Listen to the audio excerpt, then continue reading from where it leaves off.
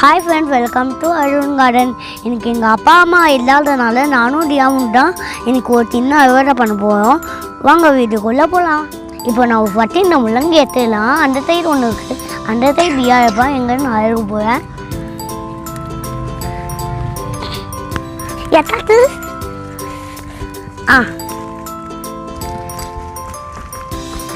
எத்தாத்து காய்.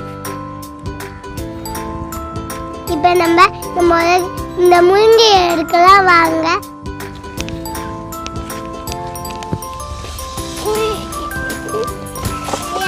ஆனியன் எடுத்தேன்.